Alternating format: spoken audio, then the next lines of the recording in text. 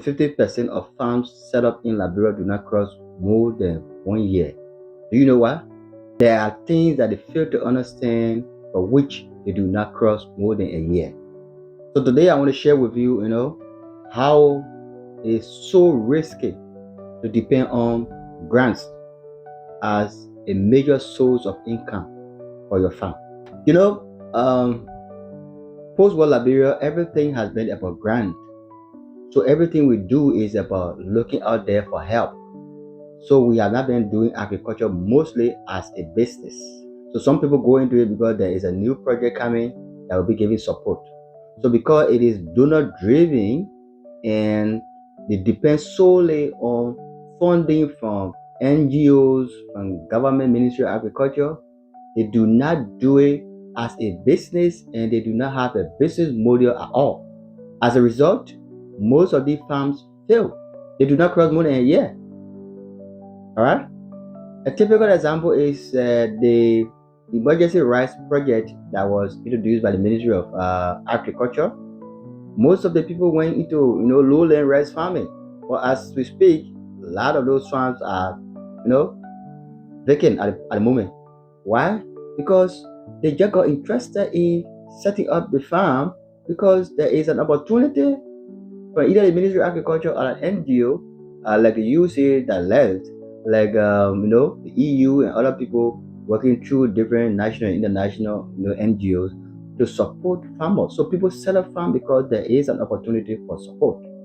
Now, with that kind of background, with that kind of foundation, definitely you are going nowhere.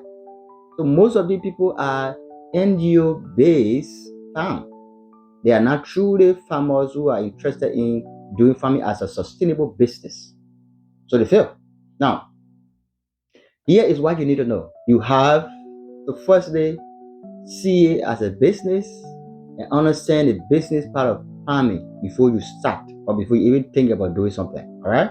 That means you have to plan, prepare yourself and plan. And in that planning, you do your short-term plan and your long-term plan, looking ahead and see in the next 5-10 years what you want your farm to be. With that visioning, you are able to build a foundation that can make it, withstand any shocks, whether donor fatigue, lack of support from anywhere. You have a way to make it stand or survive. That's the first thing. All right. And then you also need to, in that preparation and planning time, develop business plan. That business plan will tell you what you need to know and you need to do and what you expect over the years. With that, you can use it as a tool to guide you in terms of what you invest in and what will come out in a particular, period. All right.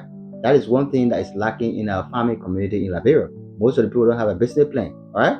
So they just get into it and thinking that every day there will be Ministry of Agriculture that will come with shovels and hoe. So there are people who are farming every year. They expect to receive collars, hoe, wheelbarrow, fertilizer.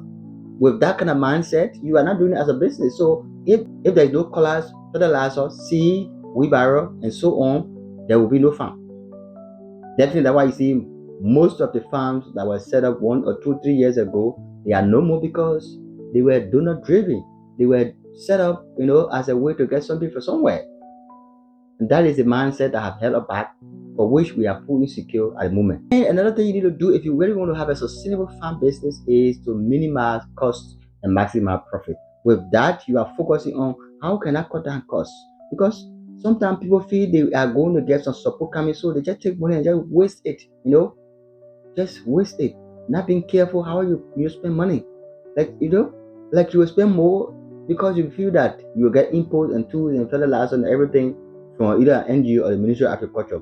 So you just spend without minimizing costs.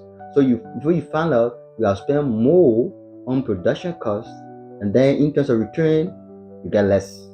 And that is a challenge. That's an issue that most farmers are confronted with, and they have to find a way to deal with. All right.